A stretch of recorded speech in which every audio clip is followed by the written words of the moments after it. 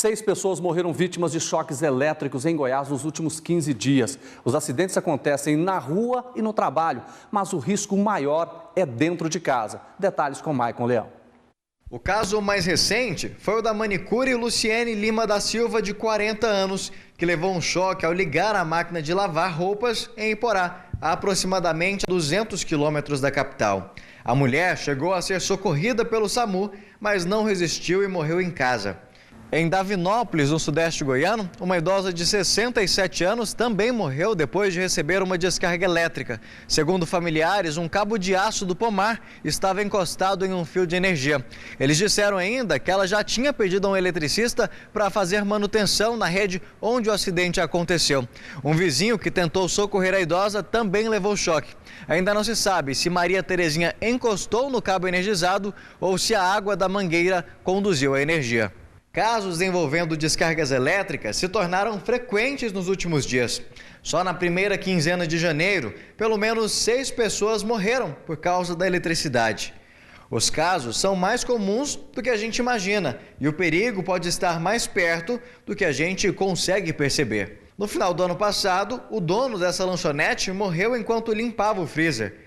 E uma chapinha com fio desencapado foi responsável pela morte de uma mulher enquanto se arrumava para sair. Às vezes o ambiente residencial, a nossa casa, o nosso lar, a gente está fazendo uso da eletricidade o tempo todo e enquanto não apresenta nenhum problema está tudo tranquilo, né? E aí às vezes vai mascarando aquele problema que já está às vezes até aparente, mas que a gente não dá a devida atenção, o devido cuidado, né? Mas não é só dentro de casa que estamos expostos ao perigo e nem percebemos. Nas ruas, várias situações nos ameaçam todos os dias, sem que a gente nem imagine.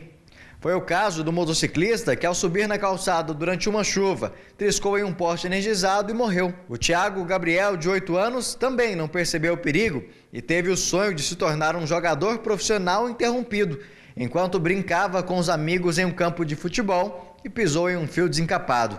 Por isso, é preciso redobrar os cuidados e ter atenção dentro e fora de casa, porque além do risco de choque, os eletrodomésticos, se usados incorretamente, podem causar também incêndios.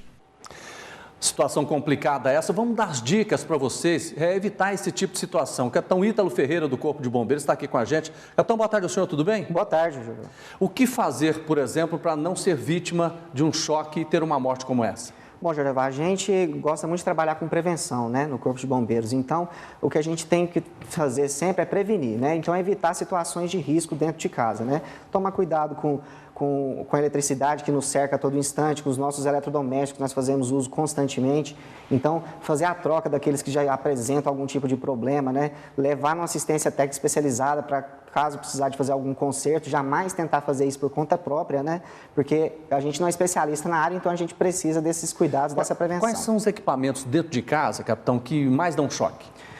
Assim, a gente não tem uma estatística consolidada sobre isso, né? Mas, sobretudo, aqueles que estão nos ambientes molhados da casa, que a gente fala, né? Que a gente considera como área de serviço, a própria cozinha, que a gente faz o manuseio da água junto com a eletricidade, são os que apresentam, às vezes, um índice maior. Uma geladeira, uma máquina de lavar roupa, como a gente viu aí na reportagem.